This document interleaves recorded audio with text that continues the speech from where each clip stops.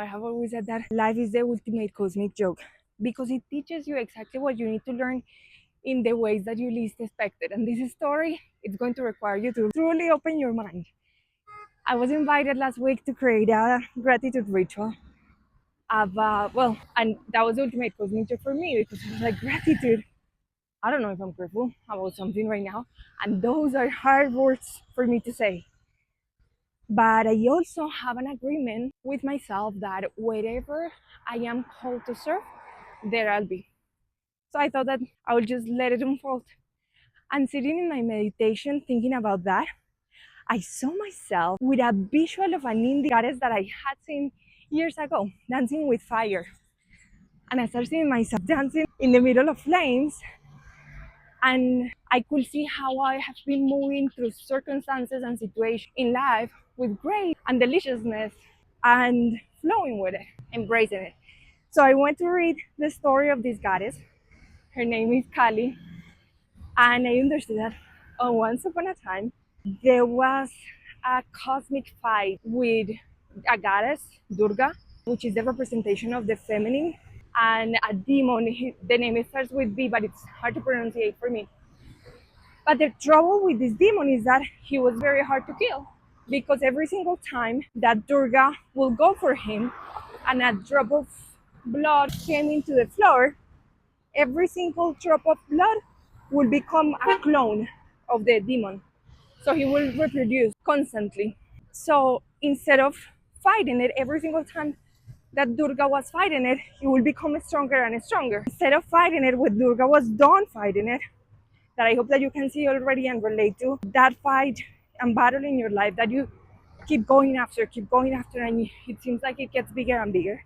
When Durga is done fighting with this demon, because it doesn't make sense, Kali comes out of Durga's head and she has multiple hands, she has long hair, her tongue out. She looks very scary. But what she does is that she stops fighting it, and instead, before the blood touches the floor, she drinks it. So she's nourishing herself with the blood from the demon, and she becomes intoxicated. Have you ever been in a situation in life in which you feel like you're a victim, that everything is happening to you, but then you have an awakening that makes you feel like you're powerful, that you're going after that, and it's almost like a rage that then intoxicates you? There's a lot of survivors in the world that, yes, they have overcome challenges, but at the same time, they have become so sour. So what this story tells us is that the moment in which she became so angry, she wasn't good for the gods and goddesses anymore. So Shiva came for her, and Shiva, which is consciousness, allowed her to step on his shoulders. And the moment in which she does that, she realized how full of anger she was, and she drives all that power with consciousness, because consciousness without power and without action does nothing, but power without consciousness is chaos. So when I read this story, I remember as well the instruction of a tribe that I have sat with in Temazcal. Temazcal is a ceremony where we go to the sweat lodge and we endure multiple facets around 4 rounds of very hot rocks inside the space, and it is dark. And I remember one time an elder telling me, Eli, you know why most of people don't enter in the Temazcal? Because most of people fight the fire and you have to overcome it. And since then, every single time that I'm in a Temazcal or I'm in a cold plunge, I always embrace the fire within myself. In the cold plunge, there's also something that is burning inside, if you have ever felt that. But what I saw there is how precious it is that chaos and the things that somehow seem the most challenging are awakening a version of yourself that can only be born with the flames. And that transformation that happens with the butterflies, that happens with the ashes, the phoenix that rises after the ashes. How can we find gratitude and consciousness in embracing the fight instead of fighting it and making it bigger?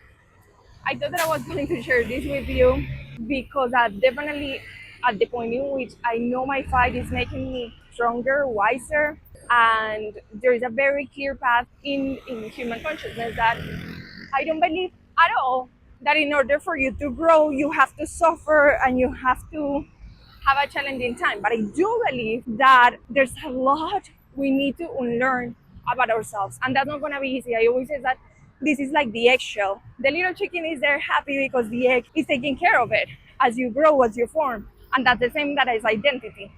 But when the chicken is ready, the chicken needs to be strong enough to break through the shell that was taking care of it for so long. But now, if it doesn't come through, it's going to keep him trapped there.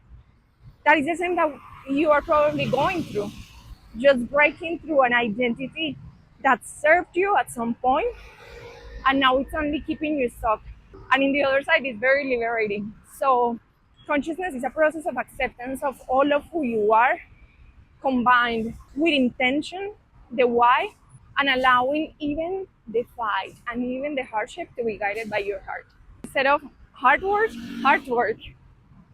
I hope this story awakens something in you, and I love just connecting the dots between ancestral wisdom and business strategy.